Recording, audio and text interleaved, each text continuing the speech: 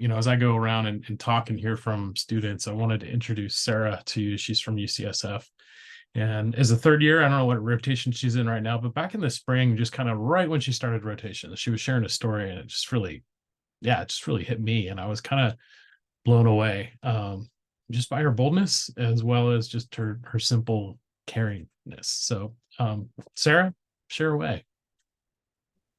Hi, everyone. Can you hear me? Okay, great.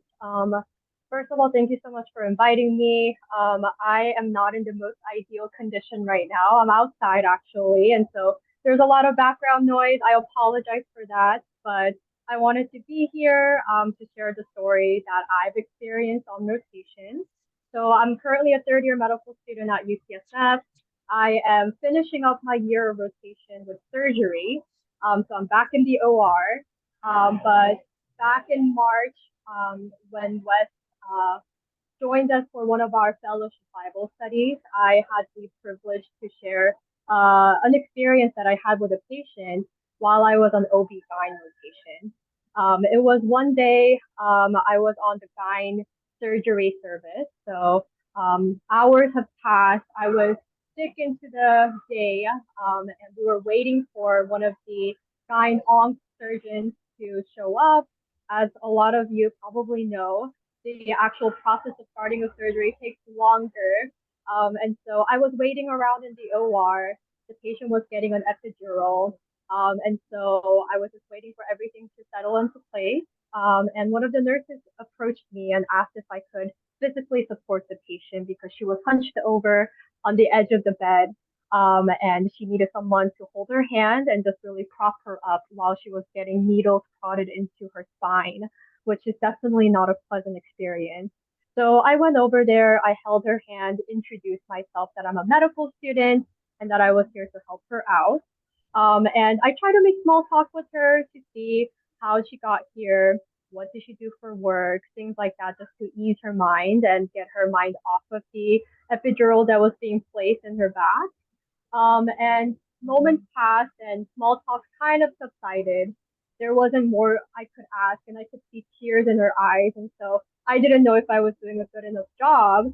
So in my head, I was just silently praying for her as I do with a lot of my patients. I never want to assume what faith background that they have, especially here in San Francisco. Faith might be a very touchy subject for certain individuals. And so I'm always cautious when it comes to proclaiming my faith, unfortunately. But that moment, I just felt really compelled to just really pray for her. And after silently praying for her, I kind of asked her, hey, after the surgery, who are some people that you're going to rely on? Do you have any family or friends visiting? And that's when she disclosed that her church friends are also going to be coming to visit her after her surgery. And so the moment I heard that, I was like, oh my gosh, I'm a believer as well.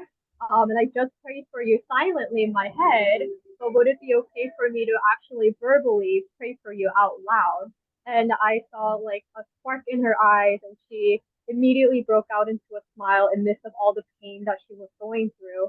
And so we held hands together, we bowed our heads, and we prayed for the surgery to go well, for God's hand to be upon her throughout the surgery and even beyond that during her recovery phase as well.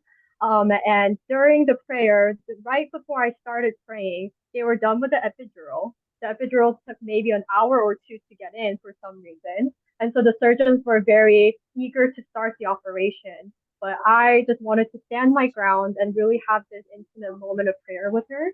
And so, despite the surgeons kind of like crowding around this, willing to start the procedure, I was like, oh, can I just have a moment, just like 10 seconds to pray with her?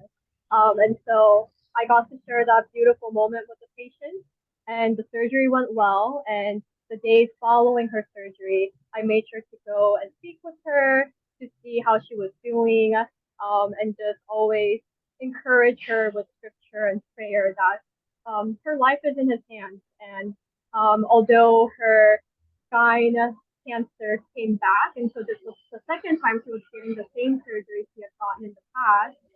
She was able to maintain her faith and her encouragement throughout such a difficult time in her life, and I'm glad that I was able to participate in that So that was my story. And thank you so much for listening. I think that particular day I had a very difficult time because I was physically exhausted, I was mentally exhausted.